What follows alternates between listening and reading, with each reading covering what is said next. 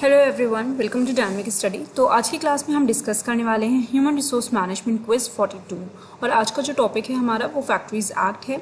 तो ये जो क्वेश्चंस होंगे आपके ये आईआर के लिए बहुत ज़्यादा इंपॉर्टेंट है और पेपर कोड 55 के लिए बहुत ज़्यादा इंपॉर्टेंट है। So let's start the class. Our first question is, appointment of welfare officer under Factories Act 1948 is compulsory where dash employees are employed।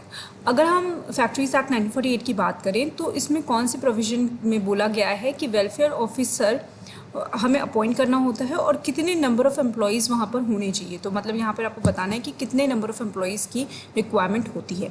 And the right answer is option 2 that is 500 workers. अगर किसी भी factory में 500 workers हैं तो वहाँ पे welfare officer को appoint करना होता है।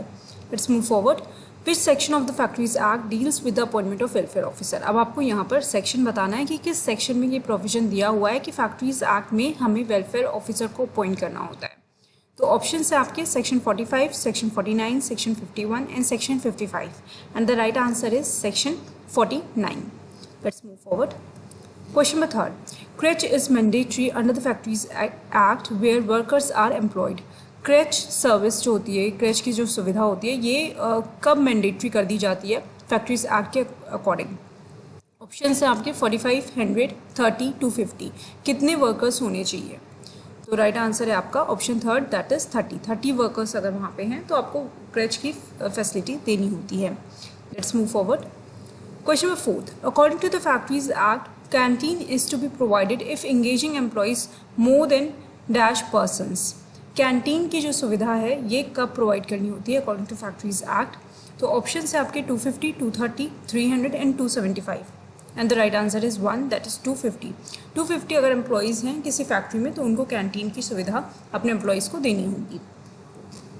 Under Factories Act, leave with wages is allowed for employees if they work for dash days in a month।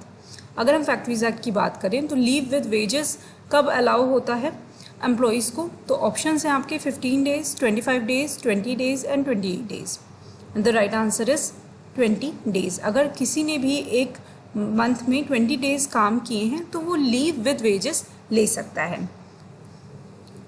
Question number 6. Under the section 41A of the Factories Act, the site appraisal committee shall be constituted once in dash year under the chairmanship of Chief Inspector of Factories। अगर हम section 41A की बात करें factories act की तो जो site appraisal committee होती है उसको हमें कितने साल में बनाना होता है और ये आपका बनता है चेयरमैनशिप, जिसकी जो चेयरमैनशिप होती है वो मिलती है चीफ इंस्पेक्टर ऑफ फैक्ट्रीज को।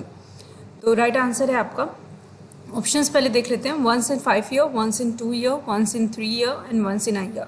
The right answer is option 1, 1 in 5 year। Let's move forward. Question number 7. To close down a factory under the Factories Act, the occupier has to give dash days notice to the authorities। अगर कोई occupier एक factory को close करना चाहता है तो ऐसे में उसको कितने दिनों की नोटिस देनी होगी अथॉरिटीज़ को? ऑप्शन हैं आपके 30 days, 60 days, 90 days and 14 days and the right answer is option 2 that is 60 days.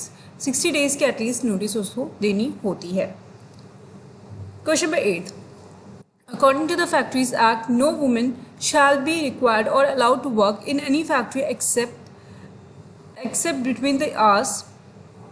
तो कोई भी अगर हम फैक्ट्रीज एक्ट की बात करें तो कोई भी वुमेन किसी भी फैक्ट्री में ना तो रिक्वायर्ड होती है और ना ही अलाउड होती है, किन आवर्स में, ठीक है, ये आपको बताना है।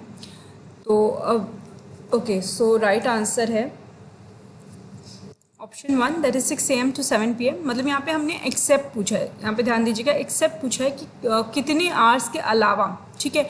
तो अगर 6 AM और 7 PM की बात करें तो कोई भी वुमेन सिर्फ इतने ही टाइम में वर्क कर सकती है किसी भी फैक्ट्रीज में, उससे ज़्यादा काम नहीं कर सकती है, ठीक है। नेक्स्ट क्वेश्चन है आपका, according to factories act no child shall be employed और permitted to work in any factory. तो ऑप्शन है आपके for more than 8.5 hours in any day, for more than 4.5 hours in any day, for more than 4 hours in any day, for more than 6 hours in any day and the right answer is option 2 that is for more than 4.5 hours in any day। Next question, question number 10. As per section 111 of the Factories Act, if any worker employed in a factory contravenes any provision of this act, he or she shall be punishable with fine which may extend to rupees. अगर कोई भी जो आपका factory का कोई भी worker है वो इस प्रोविज़न को, मतलब इस फैक्ट्रीज एक्ट के किसी भी प्रोविज़न का उल्लंघन करता है, ऐसे में उसको कौन सा कितना फ़ाइन उसको देना होता है, क्या पनिशमेंट उसको मिलती है, फ़ाइन का अमाउंट क्या है, ये आपको बताना है। ऑप्शन हैं आपके 5000, 1000, 500 and 100 and the right answer is option third, that is 500 rupees तक का उसको फ़ाइन लग सकता है। तो ये आज के क्वेश्चंस थे। ये सारे क्वेश्चंस आपके बहुत इंपॉर्टेंट है, बार बार एग्जाम में पूछे जाते हैं। Thank you so much, keep on watching and keep on learning.